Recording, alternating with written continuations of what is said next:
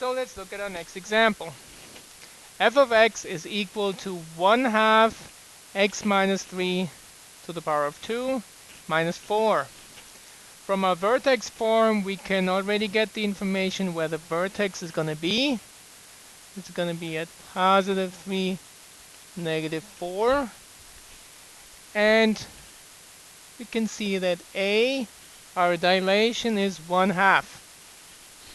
This is all we need to go ahead and graph our parabola.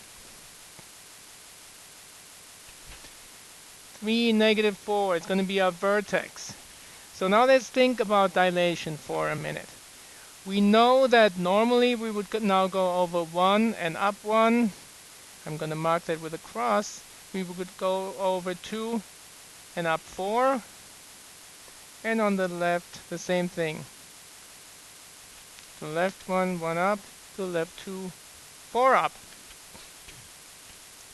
But now that we have a dilation of 1/2, that kind of shrinks our parabola, and our points are not going to be up 1, they're going to be at up 1/2, up 2, and the same on the other side. So that being said, we can now graph our parabola, and this is what it's going to look like.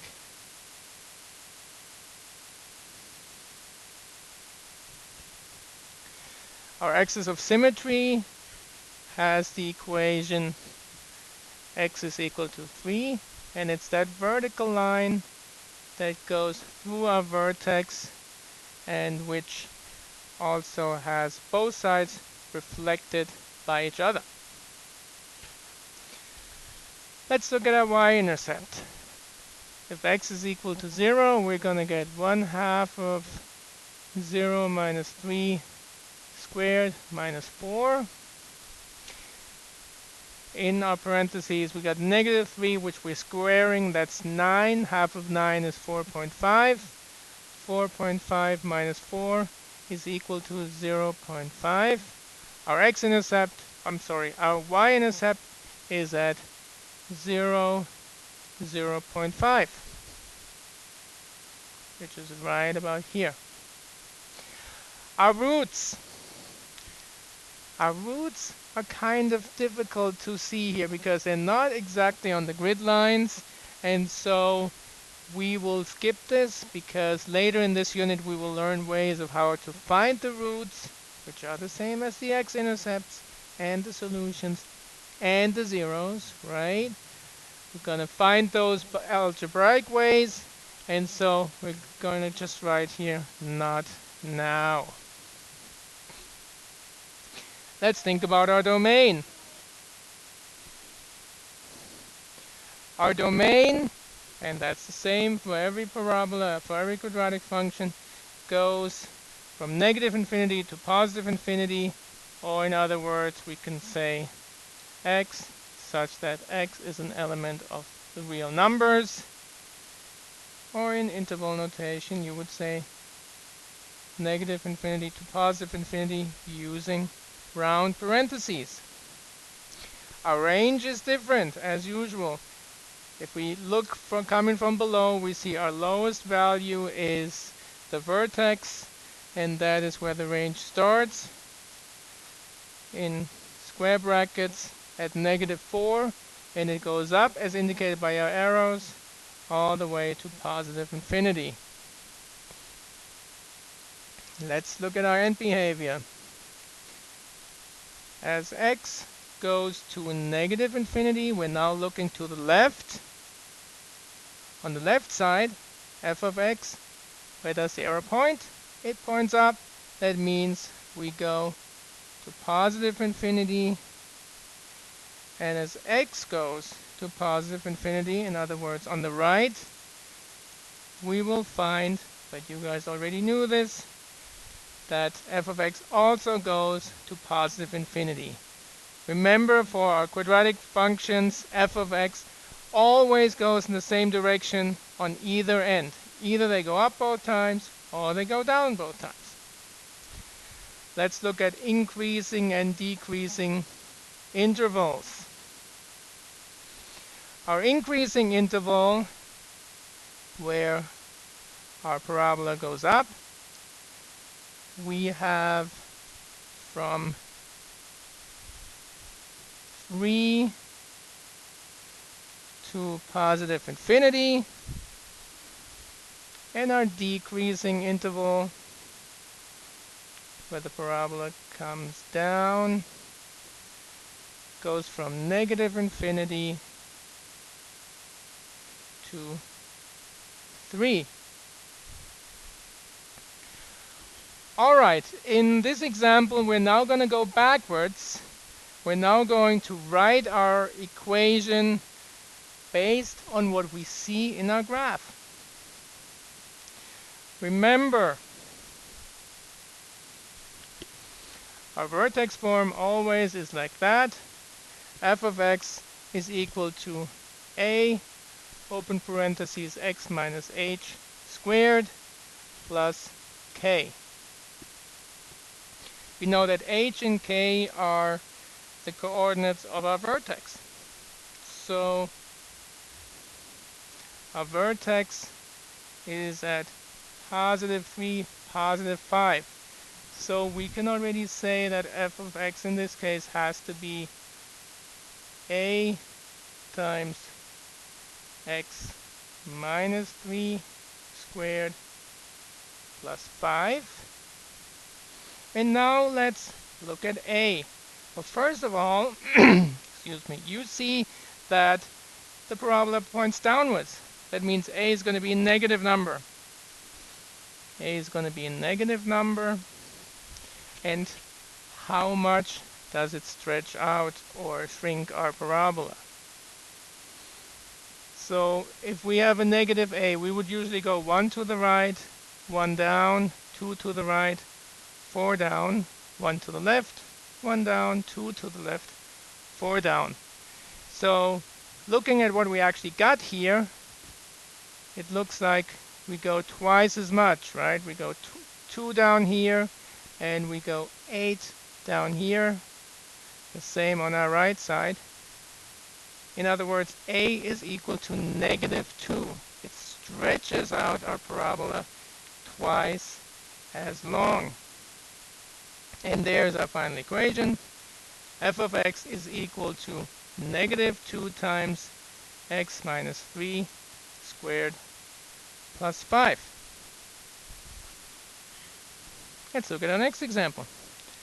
We're going to do the exact same thing. We're going to start looking for a vertex first. The vertex is at negative 3, negative 2. This means f of x is equal to a times x plus 3 squared minus 2. Where would we expect our points to be if it was the parent function?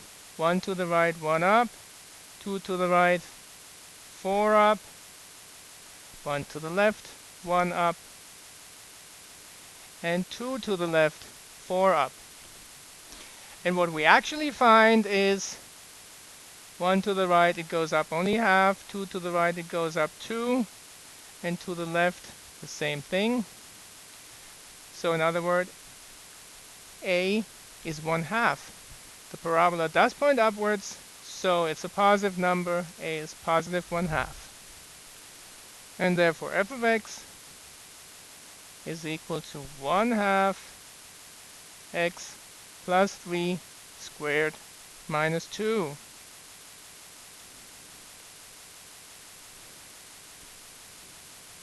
So for these next two examples, what I want us to do is I want us to look at the equation and without graphing, find out things about it. That's going to take a minute to get used to in the beginning, but I want us to use our imagination and to use in front of our inner eye, just think about what are we going to have here and what are the characteristics of a function with this equation. And as usual, let's start with our vertex. The vertex is going to be at negative 1, negative 4. All right, and our a or a is equal to -2. Now that means two things. Negative means, as we know, the parabola will point downwards. That's important for us to remember when we talk about end behavior in just a second, and increasing, decreasing intervals. And it's also stretched by a factor of 2. So then let's look at our domain and range. The domain, as usual, I don't have to say that again, right, goes from -infinity to +infinity, all real numbers. And our range, we said that our parabola is going to go downwards. In other words, the vertex is actually going to be the highest point. The vertex is the highest point, then the y-coordinate of it, -4, is the highest y value in our range, the largest y value. And we go from -infinity all the way up to -4. That's not very far up, right? But still, -4 is obviously way larger than -infinity, but there are no more values further up than that. And now here goes. Talk about end behavior. As x goes to -infinity, our parabola faces downward, points downward, therefore f of x goes to -infinity. And as x goes to +infinity, f of x always still has to go the same way it went before. It goes to -infinity. Where is our increasing interval? Our increasing interval is that part on the left that comes up all the way to the vertex, and therefore that goes from -infinity all the way to -1. We're now talking about the x-coordinate of the vertex. And our decreasing interval starts right after, when the parabola goes down again from -1 to +infinity. Okay, think about this for a second. You can figure all this out without graphing, and it's a good exercise for your mind and for your imagination. The next problem I'm gonna have you do by yourselves. Try it out, stop the video, write down your guesses, and then compare your work with my answers. Hopefully you came up with the same characteristics as I did. The vertex of this second function is at +3 and 5. A, the dilation is 1. In other words, it is exactly pointing the same way and is exactly as wide as the parent function. Our domain and range, this time I wrote them in set notation. The domain is x such that x is an element of the real numbers. The range is y such that 5 is less than or equal to y, is less than -infinity, less than +infinity, excuse me. The end behavior, as x goes to -infinity, f of x goes to +infinity. Both arms of the parabola point up. And as x goes to +infinity, again, f of x also goes to +infinity. The increasing interval is from 3 to +infinity, and the decreasing from -infinity to 3. I want you to know this, and this is true for both of our examples here and for really every quadratic function.